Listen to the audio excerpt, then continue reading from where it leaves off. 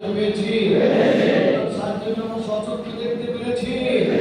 এটি মাদার ভাই একজন জিন্দা শহীদ 12টি বছর সমবেত ভাই মৃত্যুদণ্ড নিয়ে জেলের কারাগারে তিনি অপেক্ষা করছিলেন কবে তার সেই ছোট্ট আসবে, শাহাদাতের সেই মুহূর্তটি মহান রব্বুল আলামিন সেই জায়গা থেকে বাংলাদেশের ইসলামী আন্দোলনের আরো বলবৎ থেকে নেওয়ার জন্য আমাদের আজহার ভাইকে সব কিছু থেকে মুক্ত দিয়ে আমাদের মধ্যে ফিরিয়ে দিয়েছে।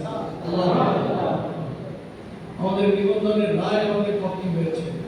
আমাদের দাঁড়িপাল্লার প্রতীক নির্বাচন কমিশন আমাদেরকে দিতে এখন বাধ্য। এতগুলো বিজয় কে দিয়েছেন? কে দিয়েছেন? আমাদেরকে এগুলো আল্লাহর সাহায্য। তাই আমরা হতাশ হইনি, আমরা হতাশ হইনি। আল্লাহর রাসূল ওয়ালা তাহিনু ওয়ালা তাহজানু ওয়া আনতুম আ'লামু ইন কুনতুম মুমিনিন। তোমরা হতাশ হয়ো না, তোমরা দুঃখ পেও না, তোমাদের মন ভারী করো না। আমি আল্লাহ তাআলা যারা মুমিন তাদেরকে অবশ্যই বিজয় দান করব। ওয়াকানা হাক্কান আলাইনা নাসরুল মুমিনিন। আমার মুমিন বান্দাদেরকে সাহায্য করা আমার দায়িত্ব।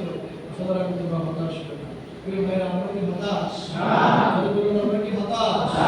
আমরা হতাশ। তাই আগামী দিনের এই নতুন বাংলাদেশ বিনির্মাণে, নতুন বাংলাদেশ গড়তে হলে বাংলাদেশ জামাত ইসলামীর এই সকল নেতা কর্মীদেরকে, যুব বিভাগের সকল নেতা কর্মীদেরকে এক একজন অনন্য প্রহরীর ভূমিকা পালন করতে হবে।